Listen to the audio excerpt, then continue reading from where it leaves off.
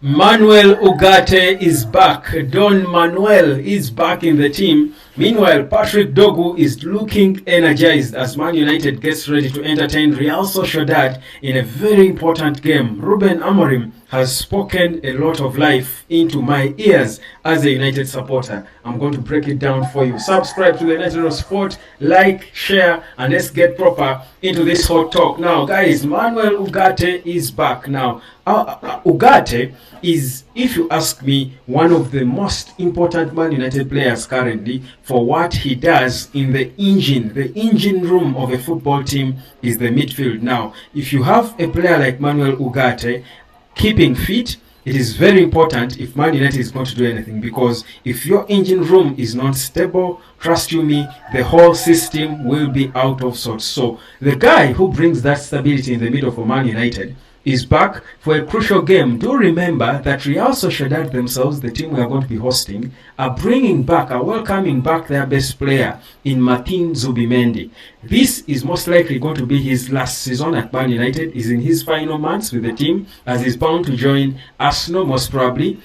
Certainly, he wants to bow out well. Now, after putting themselves in a good position with that draw in the first leg, they will feel like with Zubimendi, they can push for a W or for a victory. So it certainly was always going to be a difficult battle in the middle if Zubimendi was available and Manuel Ugarte was not there for Manchester United. Zubimendi carries the ball. He's a ball player. Now, you match such a player with his physicality and experience and ball playing abilities with a player like Manuel Ugarte. So for me, that's a huge boost to Ruben Amorim's team. That is so lean lately. Of course, Bruno is there, but also Patrick Dorgu is looking energized. I was listening to him in the pre-match press conference because he spoke with the manager. He's the player who they brought to speak to the media, and quite a surprise that the media did not actually ask a lot of questions to Patrick Dorgu. They were all focused on asking all forms of useless questions to Ruben Amorim, asking him what he talks about with Sir Jim Ratcliffe, for example. Would he really tell you what they talk about? Instead of asking Patrick Dorgu, we've got this opportunity to talk to him after he got that red card, after his performances. The Danish national team coach was praising him for how much of an impact he has made on Man United in a short time he's been there. We all see how he has changed. But of course, one person asked him, of course, about how he has settled into Manchester. And he said, of course, he's settling in well. Then talks about how Ruben Amorim expects him to make those runs inside the pitch, talking about how he's supposed to relate well with the forwards. Also, he wants to get into the box and score goals. Says he's comfortable where the coach puts him. He can't love to play as a left wing back or a left back, but also as an inverted wing back on the right. Said all these things, but for me, I think the one thing, and I love that Patrick Dorgu got his red card against Ipswich, that certain times as a player, you want certain things to happen to you early in your career at a big club like Man United, so that you learn from them. You don't make, you are awake to the kind of mistakes you could make going forward. And I think Dorgu spoke about it and said he has learned from the experience of being given that red card for that nasty fall against was it Hutchinson against Ipswich. So for me, the return of Ugarte is big, but also the availability of Patrick Dorgu, who certainly is available for European games, is going to be very important, even for the next game against Leicester City on Sunday. That's a major boost there that we have. Now, getting proper into Amorim and what he spoke about. Now, Amorim looked a bit calm. I felt like the statements that Sir Jim Ratcliffe made about Ruben Amorim publicly in that interview to the BBC were quite important and quite timely, if I would say, because you look at a Ruben Amorim who is happy, who is look to be under less pressure, who has got sort of a sigh of relief. And I mean, you would say probably he knew it, because certainly Sir Jim Ratcliffe speaks with him every day, every time, and yes, he must have assured him already that he has got his full backing. But you see, it's different when the boss comes out publicly and talks so nice about you, says how good you are as a manager, how many great ideas you have, how he thinks you will be at Man United for a long time. That assurance for me is very important, but also something that Ruben Amorim noted from the statements made by Sir Jim Ratcliffe that I felt for me was a very smart way to look at it. He said that everyone is not doing well right now at Man United, including him, even if he got the praises from the boss. But he says the statements that Sir Jim Ratcliffe made, calling out names, the name calling to Casemiro, to the likes of Rasmus Højlund and Andrew Onana, should be the motivation that these players will take to ensure they disprove him.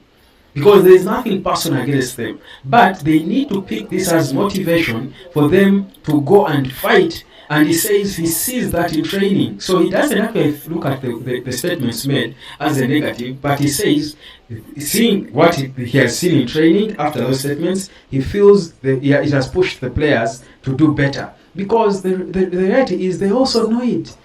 Perhaps they wouldn't have loved for Sir Jim Ratcliffe to say it publicly to the BBC, but they know it and they're not doing enough. They're earning a lot of money and they're not, matching up with their performances. So Amorim says it should be motivation for everyone to push and do better, so that at least the story is different in the next interview that Sir Jim Ratcliffe will drop. So for me, again, this is what I was saying before, that it depends on how these players receive the statements of Sir Jim Ratcliffe.